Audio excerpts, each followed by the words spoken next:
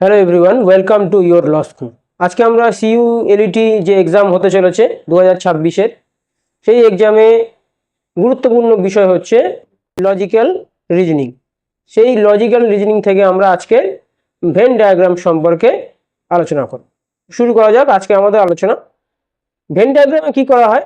বিভিন্ন বিষয়ের মধ্যে সম্পর্ক নির্ধারণ করা হয়। দেখি আজকে আমরা বিভিন্ন বিষয় নিয়ে একটু আলোচনা করি। প্রথম যেটা আমরা দেখি যে এখানে দেখা যাচ্ছে যে তিনটি বিষয় আছে, যে হাতি, বাঘ এবং জন্তু। 1 নম্বর প্রশ্নে তো এর মধ্যে যে সম্পর্কের যে চিহ্নটা দেওয়া রয়েছে সেটা হলো কি, একটু বড় সার্কেলের মধ্যে দুটো দুটো গোল দেওয়া রয়েছে। অর্থাৎ এর মানে হচ্ছে যে হাতি এবং বাঘ উভয় কিন্তু জন্তু। হাতি এবং বাঘ উভয় জন্তু, তার জন্য তাদেরকে কি হয়েছে না, বড় সার্কেলের মধ্যে এখানে তাদেরকে দেখানো হচ্ছে। এই যে বড় সার্কেলের মধ্যে একটা সার্কেল, একটা সার্কেল, আর এটা হচ্ছে বড় সার্কেল। 2 নম্বরে আমরা দেখছি কি না, আলু, সবজি এবং খাদ্য। এই তিনটের মধ্যে কি সম্পর্ক দেখানো হচ্ছে না, খাদ্য হচ্ছে বড়টা, তার মধ্যে সবজি এবং আলু হচ্ছে এক ধরনের সবজি। অর্থাৎ তিনটে কিন্তু একই সার্কেলের মধ্যে অবস্থিত।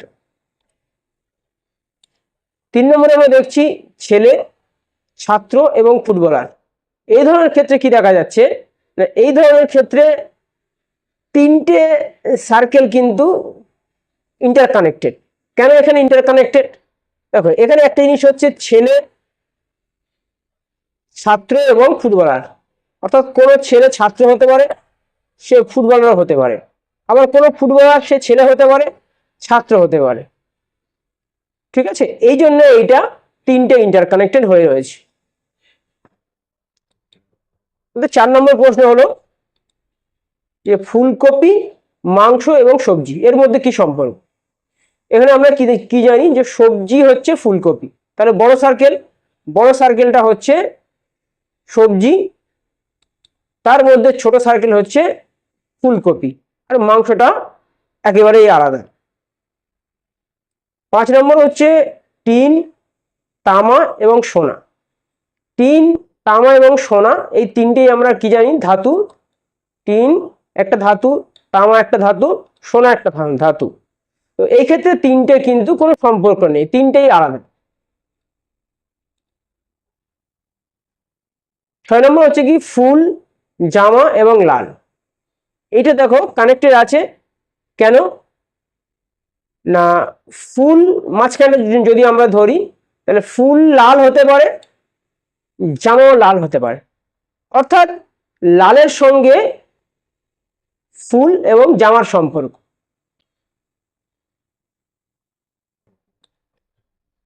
7 নম্বরে চোর, অপরাধী এবং উকিল। তো এই ক্ষেত্রে কি হচ্ছে না, যে বড় সার্কেলটা আছে সেটা হচ্ছে অপরাধী, তার মধ্যে একটা চোর, চোর এক ধরনের অপরাধী, কিন্তু উকিল এদের থেকে সম্পূর্ণ আলাদা। 8 নম্বরে আমরা দেখছি কি, 8 নম্বরে আমরা দেখছি যে ট্রাক, মালপত্র এবং জাহাজ। এই ক্ষেত্রে মাঝখানের যে সার্কেলটা সেটা হচ্ছে মালপত্র। এই মালপত্রের সঙ্গে কিন্তু ট্রাক এবং জাহাজের সম্পর্ক রয়েছে। সেক্ষেত্রে কি, ট্রাকও মালপত্র বহন করে, জাহাজও মালপত্র বহন করে। এই জন্য এইটা এই ধরনের চিত্র হয়েছে। 9 নম্বর দেখছি কি মেল, কাজিনস এবং নেফিউ। দেখো এই ক্ষেত্রে এইটা একটা, এখনো পর্যন্ত যা পেয়েছি সেক্ষেত্রে আমরা এটা একটা আলাদা ছক। এখানে বড় সার্কেল, বড় সার্কেলের মধ্যে কি আছে, মেল। এই মেলের মধ্যে কি আছে, কাজিনস এবং বা নেফিউ হতে পারে, এবং তার সাথে সম্পর্ক কি না, নেফিউ বা কাজিনসের। অর্থাৎ মেল, কাজিনস মেল হয়, নেফিউ মেল হয়। ঠিক আছে, ওই জন্য তাদের মধ্যে সম্পর্কটা, চিত্রটা এই ধরনের। 10 নম্বর আমরা দেখছি কি জেলা, রাজ্য, জেলা এবং ইউটি অর্থাৎ ইউনিয়ন টেরিটরি অর্থাৎ কেন্দ্রশাসিত অঞ্চল। সেক্ষেত্রে আমরা কি দেখছি, রাজ্য, বড় সার্কেল রাজ্য, রাজ্যের মধ্যে কি আছে, জেলা। আর একেবারে আলাদা জিনিস হচ্ছে ইউটি।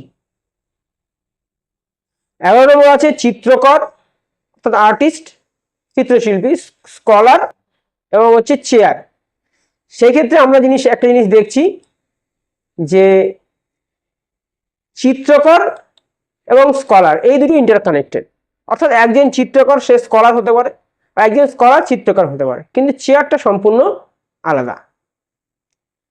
আর একটা জিনিস হচ্ছে কি না, 12 নম্বর হচ্ছে human beings, doctor, married people. দেখো ডক্টর এবং ম্যারিড পিপল দুটো ইন্টারকানেক্টেড। কেন? একজন ডক্টর সে ম্যারিড হতে পারে, ম্যারিড পিপল হতে পারে, আবার ম্যারিড পিপল সে ডক্টরও হতে পারে, কোনো সমস্যা নেই, কিন্তু দুজনেই কিন্তু হিউম্যান বিইং। ওই জন্য এরা বড় সার্কেলের মধ্যে দুটো ইন্টারকানেক্টেড। এই যে জিনিসগুলো আজকে আমরা আলোচনা করলাম, এইটা হচ্ছে এক ধরনের ভেন ডায়াগ্রাম। এই ভেন ডায়াগ্রাম আরো আছে, আমরা আরো আলোচনা করব। তো আজকে আমাদের আলোচনা এই পর্যন্ত। দেখা হবে পরের ভিডিওতে অন্য কোনো টপিক নিয়ে। ধন্যবাদ।